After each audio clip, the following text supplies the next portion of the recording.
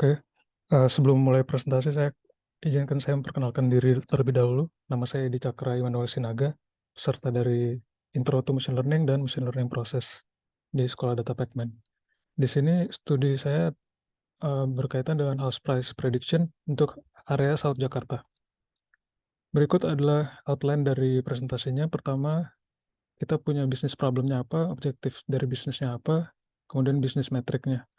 Lalu related work dari riset ini apakah sudah ada, kemudian datasetnya apa, EDA, lalu machine learning solution berupa metode, model, result and discussion.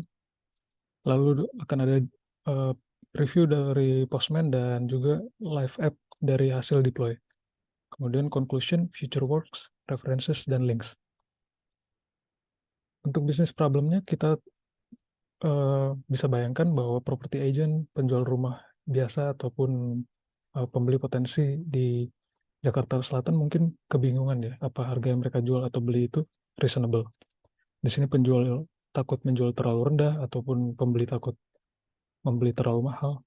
Mereka butuh tahu apa harga yang tertera itu sesuai dengan tren atau enggak untuk menghindari penilaian yang subjektif. Kemudian objektifnya kita pengen tahu apa harga rumah yang dijual atau akan kita beli ini reasonable. Terus kita pengen predik harga rumah ini menggunakan berbagai atribut, baik numerikal ataupun kategorikal. Kemudian metriknya apa? Kita pengen nge-reduce waktu dan cost yang kita gunakan untuk menganalisa house market, karena sudah dianalisa secara otomatis menggunakan machine learning. Jadi kita nggak perlu keliling property agent misalnya nanya-nanya atau menerka-nerka dari tetangga misalnya. Kemudian untuk prediction, untuk related work-nya sudah ada paper lain yang melakukan price prediction, yaitu Boston House Price Prediction. Di sini model yang mereka gunakan juga ada linear regression, tapi ada 4 model, linear, polynomial, ridge, dan lasso. Kemudian di data Boston tidak ada numerical yang digunakan, tidak ada data kategorikal yang digunakan adalah numerical semua. Sedangkan di yang riset kali ini ada kategorikalnya. Nah, ini untuk detail dari datasetnya. Data saya scrap dari situs OLX. Yang saya ambil adalah jumlah kamar tidur, terus jumlah kamar mandi, terus jumlah lantai dan jenis sertifikat, kemudian lokasi. Ini pasar minggu ya. Terus ini hasil scrapnya. Bisa dilihat ada masih kotor ya, ada kolom order ID, ada URL, ada ini description dari seller, terus ada aref. Ini kita drop. Kemudian setelah dilakukan clean up yang saya lakukan sederhana, cuma remove duplicate dan missing value. Kita dapat number of instance-nya 390. Terus numerikalnya ada 5, yaitu jumlah kamar tidur, kamar mandi, dan lantai, dan luas bangunan dan luas tanah. Sedangkan kategorikalnya adalah jenis sertifikasi dan lokasi di South Jakarta. Kemudian untuk targetnya adalah price. Terus ini untuk workflow dari deriving dataset yang sudah saya sebutkan sebelumnya, scraping, drop unused column, define feature, terus retrieve, dan kita lakukan wrangling, remove duplicate, missing value, seterusnya EDA, dan removal outliers melalui EDA, melalui approach-nya dari IQR dan melihat dari box plot. Ini adalah before dan after setelah dilakukan remove duplicates, missing value, dan outlier. Bisa dilihat sebelah kiri untuk bagian luas bangunan tidak kelihatan ada apa-apa karena ternyata ada yang user yang input luas buildingnya di atas 20.000 meter. Di sini saya melakukan remove outliers dan terlihat distribusinya lebih jelas dan namun skew, tidak terdistribusi normal. Jadi kita fokus ke mediannya. Kemudian ini untuk EDA dari categorical datanya. Kita bisa lihat bahwa secara sertifikat harga rumah yang SHM memiliki rentang harga yang cukup luas, tapi juga lebih mahal dibandingkan eh, yang jenis sertifikasi lainnya maupun hak guna bangunan. Sedangkan secara lokasi, rentang mediannya ada di sekitar 500 juta sampai 1,8 miliar. Tapi datanya agak kurang di bagian Tebet dan Setiabudi. Tapi kita tidak akan exclude karena mereka masih dalam range data yang kita inginkan. Kemudian ini untuk reprocessing workflow-nya, data yang sudah clean tadi kita split berdasarkan feature dan target. Lalu saya melakukan one hot encoding di sini sebelum split train test.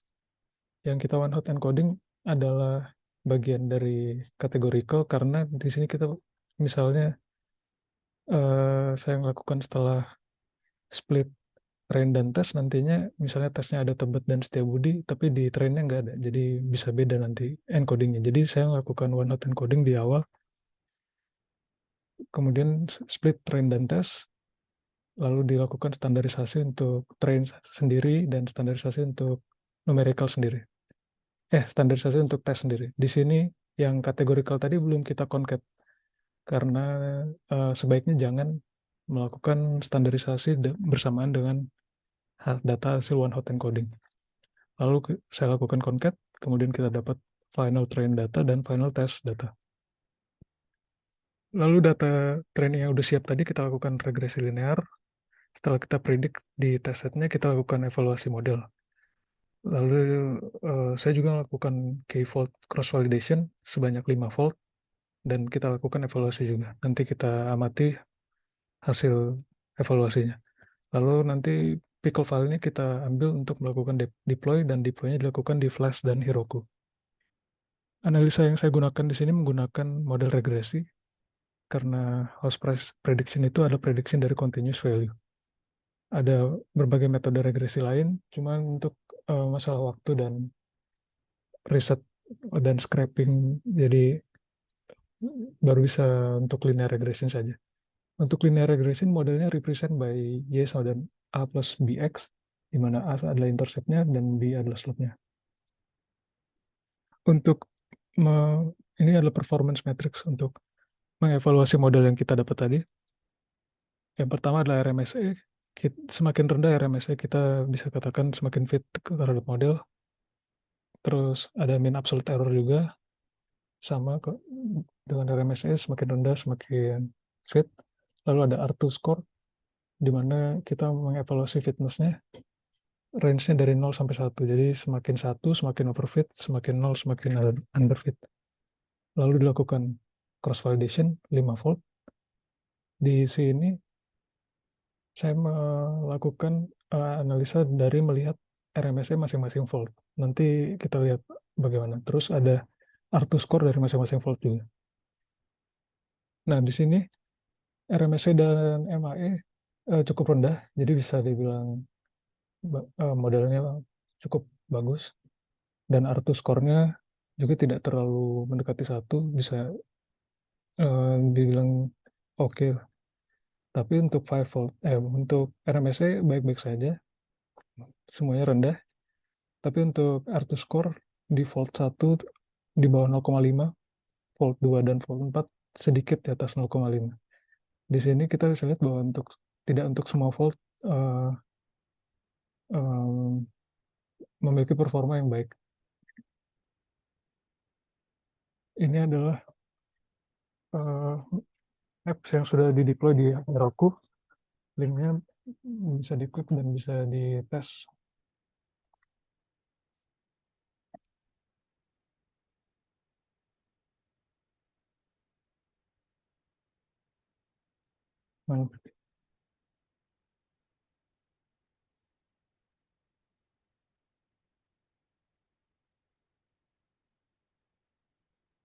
Kita tes 3, 2, lantainya 2, 100. Terus tanah lebih kecil, berarti sekitar 70 mungkin. Terus saham di Mampang, predik keluar sekitar 1,6 miliar. Kemudian kita balik lagi ke slide. Mana ya? Ini.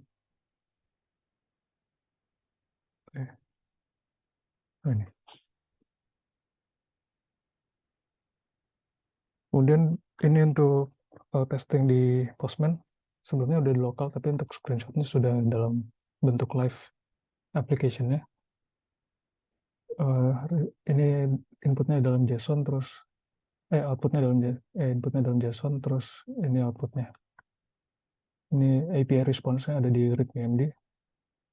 Terus untuk conclusion and future work-nya, linear regression cukup baik karena kita dapat lihat ada low RMSA, low MAA, dan artus score-nya cukup sufficient. Tapi dari fault-nya kita bisa lihat ada beberapa artus score yang agak kurang ya.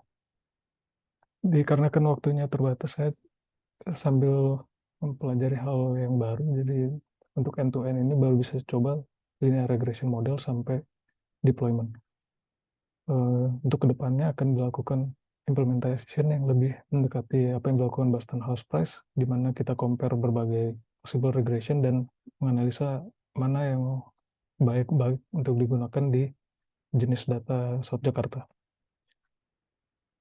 Ini untuk references-nya. Kemudian ini link GitHub-nya dan link autornya. Thank you.